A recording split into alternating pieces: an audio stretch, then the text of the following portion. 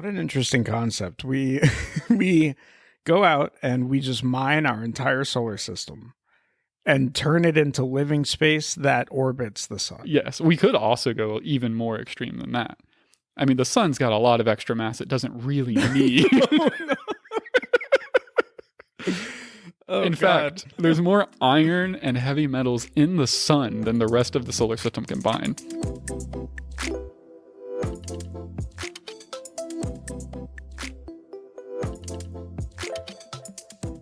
Hello and welcome to Entropy Rising, where we talk about science and futurism. I'm your host, Jacob, and I'm here with my wonderful co-host, Lucas. Lucas, how are you doing today? I'm doing wonderful, Jake. Thank you. How are you? I'm doing great. You know, last episode we mentioned we were glad the snow passed, and then we got hit with another snowstorm, so I'm not going to say anything this time.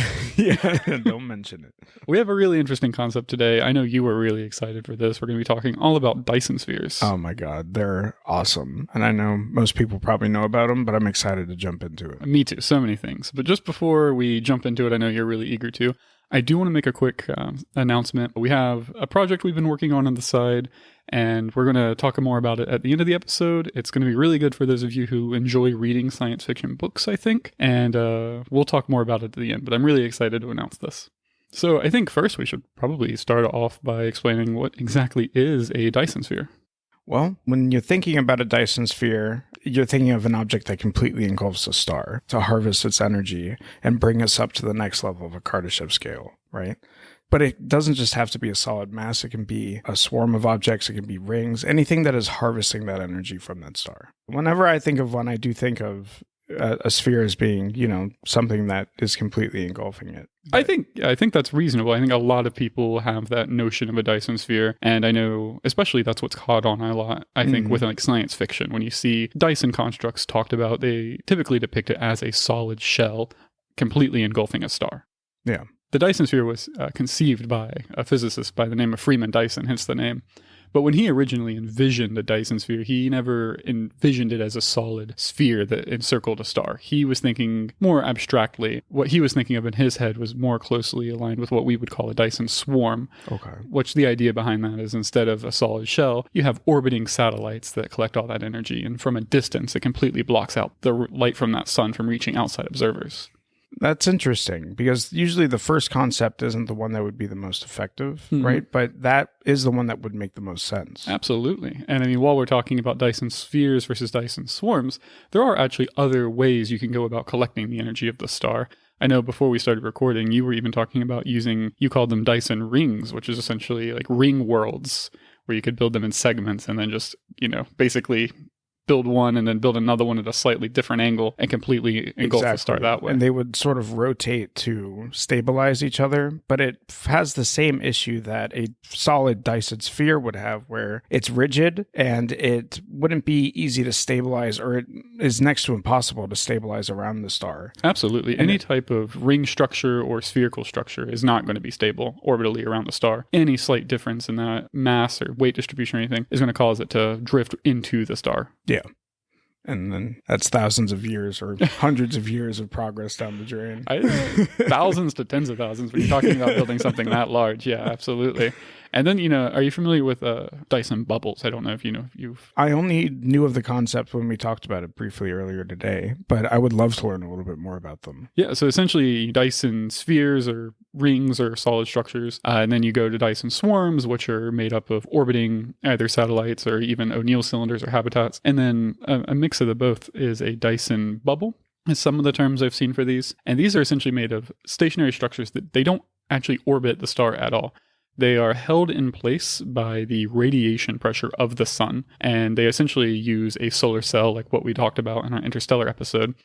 And they use that solar cell to literally float against the gravity pull of the sun by using the radiation pressure coming off of it to stay in place. See, that is an awesome concept because you have, of course, that energy pushing from the sun and it just holds them in a locked position around Absolutely, yeah. So the cool thing about those is if you do decide to build those, since they don't have to follow any type of orbital mechanics, you can leave spaces blank maybe if you want to leave the orbital path of Earth blank, so you're not blocking any of that sun. You can do that with these stationary satellites versus where if you had a Dyson Swarm and those objects were orbiting within Earth's orbit, you would need to change their orbits over time to get them out of the way of the Earth to not block that sunlight. Right. And the cool thing about these is that actually the radiation pressure coming off of the sun and the strength of gravity are both inverse square relationships. So if you can build a stationary satellite like this that can hold itself up on the radiation pressure of the sun, it will be able to hold itself at any distance from that star. So it could float 1 foot above the sun or all the way out to Saturn. Now, that is really cool, but the further it is from the sun, it would pull in less energy.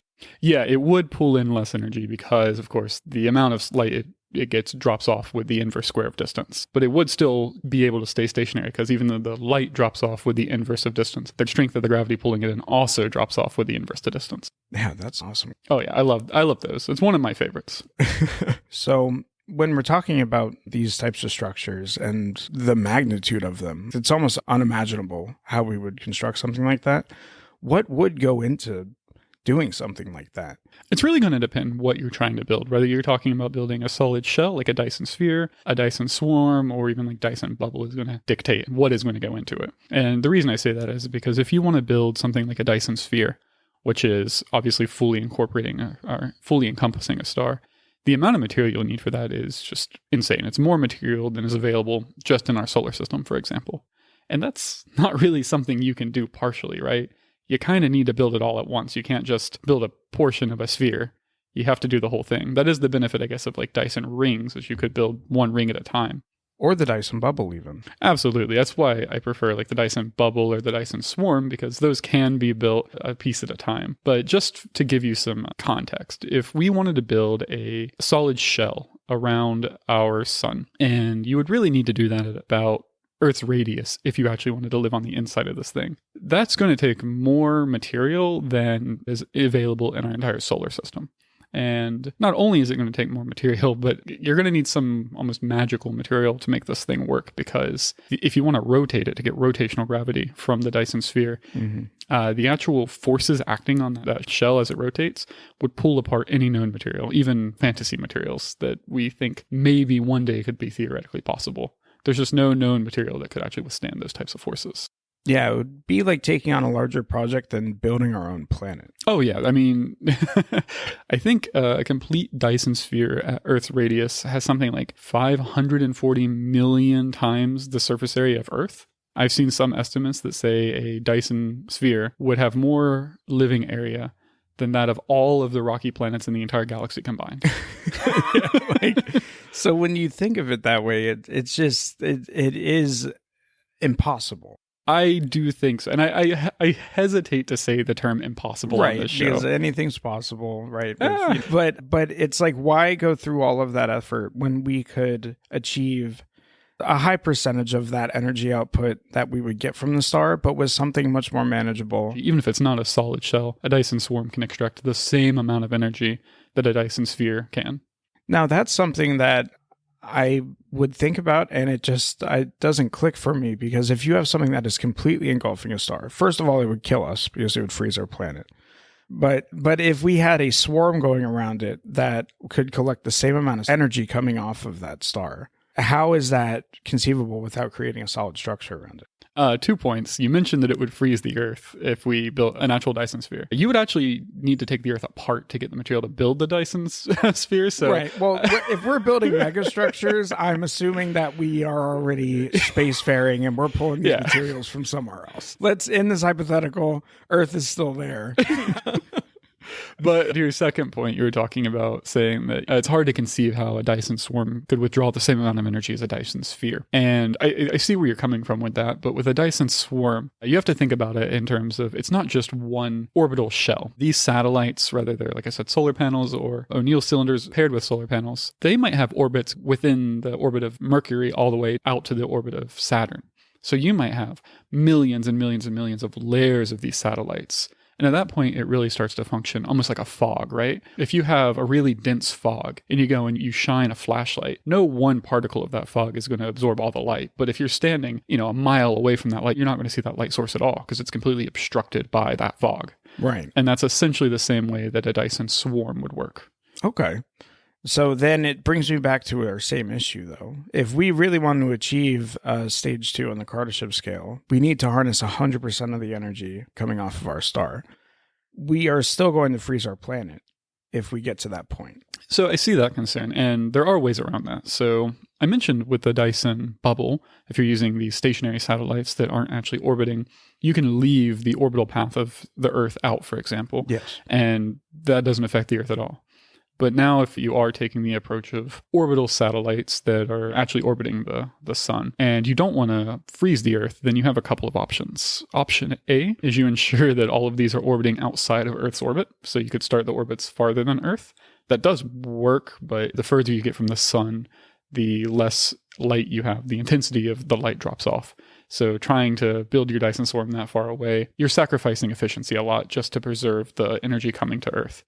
Now, an alternative option is you can actually just have all of these satellites that you've got in position around your sun. If you know when the Earth is going to be passing by them, which you do to a very high degree of accuracy, because orbital mechanics are something that have been known for hundreds of years and will get even easier to calculate in the future with supercomputers, you can make minor tweaks to those satellites' orbits way in advance and cause them to miss the Earth. So essentially, if you're imagining it, you have all these billions of satellites that are all slightly tweaking their orbits to make sure there's always none between them and the sun. 100% something that could be achievable. Absolutely. Yeah. Which just is another reason why a swarm is more conceivable. Now, when we're talking about something like a swarm and how it's collecting this energy, when I think of a swarm, I'm thinking of an array of solar panels or mirrors almost that are reflecting that light into energy collectors. Yeah. Right. But I know that a lot of people out there, they think that, or I've read of concepts where the actual drones that are circling the star collect the energy and return and drop off that energy and get replaced with another one. Which of those concepts do you think would be the most conceivable? It really just depends, how you're using that energy, what you want to do with it, and how far you need to transport it. So I do particularly like the idea of using really basic things like reflective sheets and using them to target the energy to a centralized collecting point. That way you can have all the technology to beam and transmit that energy or store it with batteries in that centralized point. So I do think that has some significant advantages. Alternatively, you could always just have every single piece of that swarm be able to collect and transmit power. They could do so with either microwaves or lasers or anything else. I do think that becomes a little bit inefficient, though, because you lose energy with transmission, and you're going to need relay stations anyways to refocus those laser beams if you're trying to transmit them over long distances. So personally, I do really like the concept you were mentioning of having some basically just reflective sheets that could be a few microns thick that can redirect that sunlight to a centralized point. And now, whether you transmit it at that point or put it in a battery and ship it away, I think is going to depend on how good your battery technology is and how far away you're trying to send that energy.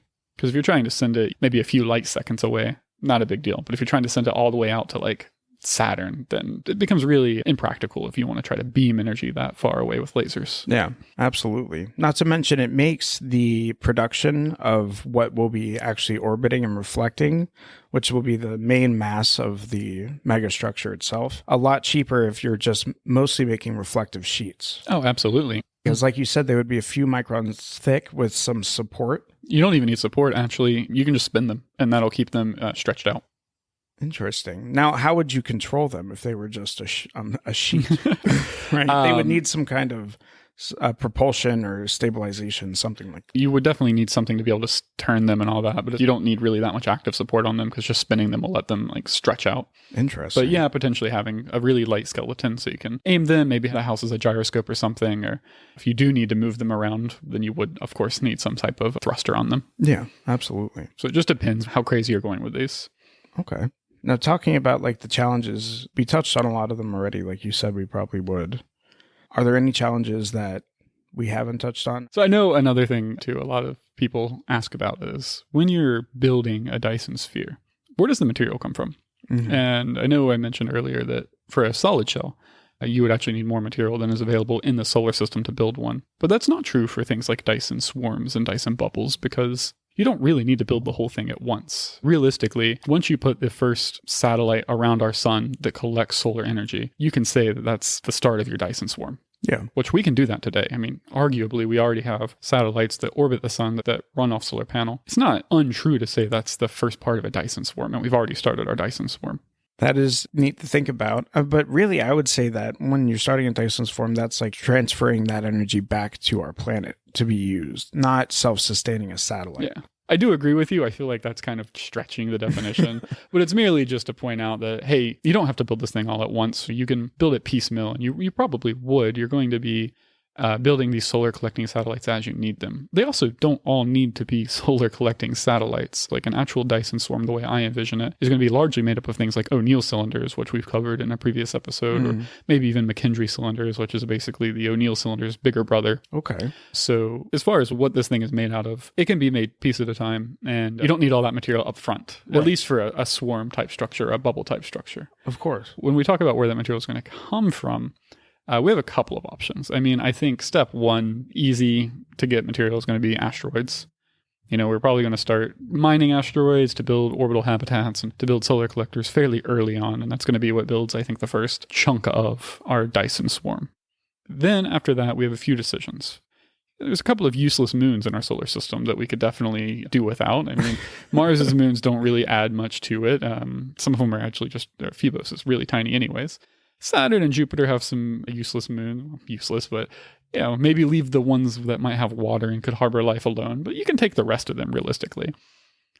Mercury's not really doing much either. I mean, we don't really need that planet. And if you get rid of it, it doesn't change the orbital mechanics of any of the other planets. So that's an easy one just to go ahead and knock out. Yeah, let's Mercury out of here. Yeah. Take out Mercury, use that. That gives you a good chunk of material. Venus and Mars. Are we really using them? It's easier to take those materials and build O'Neill cylinders, and you get way more living area out of an O'Neill cylinder than you ever would on that planet. I mean, Mars could give us hundreds of millions of times more living space in the form of O'Neill cylinders than it ever would as a planet that we still need to terraform. Right. Yeah. It just makes more sense to disassemble our solar system and just put it around our sun. Absolutely. But then I still don't think that's ambitious enough is my problem. Okay. We need more material. Yeah. And we got a lot of mass in the form of Jupiter and Saturn.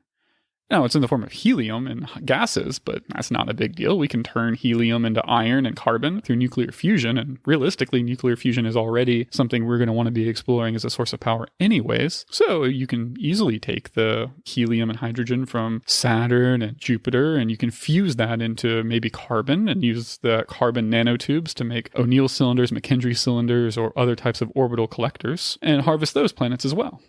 What an interesting concept. We go out and we just mine our entire solar system and turn it into living space that orbits the sun. Yes, we could also go even more extreme than that. I mean, the sun's got a lot of extra mass it doesn't really need. In fact, there's more iron and heavy metals in the sun than the rest of the solar system combined. It makes up 98.6% of our solar system by mass. Now, I feel like, though, if we're at the point to where we're somehow going into this and harvesting the core of the sun. Nope, not the core. All you need to do is set up a few tiny magnets that are a bit bigger than Earth by a couple orders of magnitude. Just the little magnets. That can easily be used to guide material because the sun's plasma. So it's all charged. So you can control the material in the sun with a magnet. The cool thing about plasmas is you can sort the material by its charge to mass ratio. So heavier elements will react to a magnetic field differently than lighter elements. And you can use that to sort through the hydrogen, the helium, the iron, and all of the other materials that are in our star. So just pull out anything heavier than helium, use that, either fuse it up to the material that you want to build your Dyson swarm, or if it's already the material you want, there you go, that's easy. And then you return the hydrogen back to the sun to continue burning and not burn out your star. Okay. Yeah, just keep the fusion going, pull out all the stuff it doesn't need. And as a benefit, that actually extends the lifetime of the star as well. So you might choose to do this even if you don't need the material. You might choose to do it just to make the sun last longer, because all of those materials that are heavier than hydrogen are actually basically poisoning the star, and they get in the way of the nuclear fusion process. Yeah, no, that makes sense. You pull out all the stuff that's making it heavier and going to cause it to collapse on itself one day. Exactly. So use that to build stuff around it. It's just so ambitious. And I feel like Like we would need Dyson Swarms already before we achieve that goal. Well, you would probably need at least the partial Dyson Swarm. You're already harvesting, I would imagine, a significant chunk of the star's energy, but that's why we start small with the planets. Yeah, just take out all the planets. I'm sure nobody would mind if we just disassembled our solar system. If you're being really practical, you could just take all the hydrogen out of the sun and use that to power nuclear fusion reactors, because the sun will go supernova long before it burns through even a small percentage of its hydrogen. Right. But with the concept that you had before, where we harvest all the toxins out of it, we could essentially make a super efficient fusion reactor. Yeah. Awesome. So we can get a lot of material from just our solar system and then use that to build up orbital collectors of all different various and types. And I mean, the living area you get out of these is just, it's immense. It's hard to really comprehend, I think. Well, another challenge when we're thinking about maintaining a Dyson Swarm is, how do we keep all of that material that we have close to the sun going, right? Because it's going to be constantly struck with radiation. It's going to be very hot for very long periods of time. Do we build drones that will, go in and out, replace each other?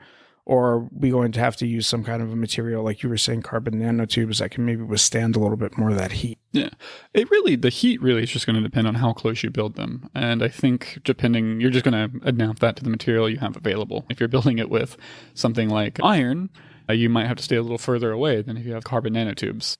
And if you're going to build these things out of ice, which I don't recommend, then you'll need to stay below the frost line out past like Jupiter. Jokes aside on the ice, it depends how close you really want to get these collectors to the sun. And it's a trade-off, right? The closer you can get your orbiting satellites to the sun, the less of them you need to capture the energy.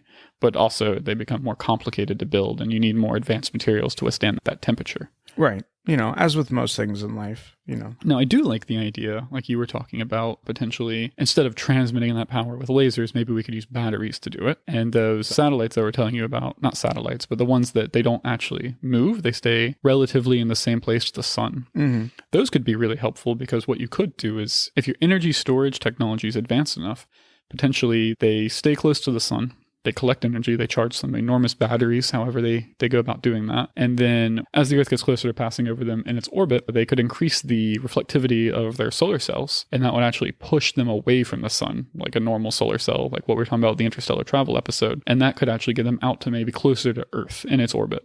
And then we could harvest them there. Yeah, they could either use some type of like lasers or even microwaves to transmit that energy over shorter distances so you don't have the same loss issues. So I do want to point out, though, that you're never going to send all of this energy to Earth. You would absolutely destroy the Earth if you did that.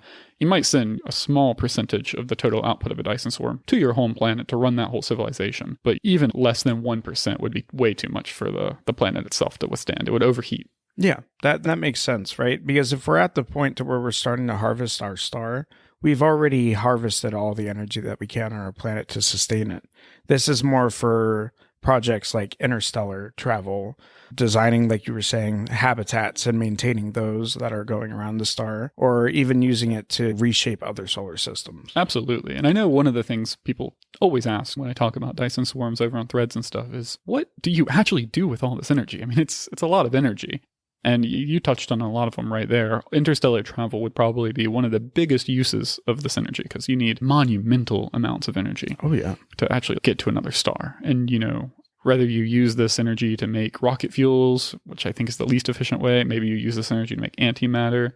You could use it to literally just make a giant pusher laser for a solar cell system. Mm-hmm. Or, there's this concept called a Kugelblitz black hole, which is essentially if you're able to concentrate enough energy into one point in space, that space will collapse into a black hole. And you could potentially feed that black hole. And through the Hawking radiation it emits, that could either be used to drive a spaceship, or, it kind of also works like a giant battery. So potentially maybe you're harvesting all the sun's energy to make these Kugelblitz black hole that can put off megawatts, gigawatts, terawatts of power, and then treating those like giant batteries to ship out to other parts of your civilization in space. That is an awesome idea, because they radiate that energy a lot slower. So like you were saying, you can put it all in that one point, and then it contains the energy and puts it out at a slower, more usable rate. Absolutely. You can finely tune the energy output that these small microscopic black holes have depending on how big they are, because it's directly related to their mass. The larger they are, the less energy they put off.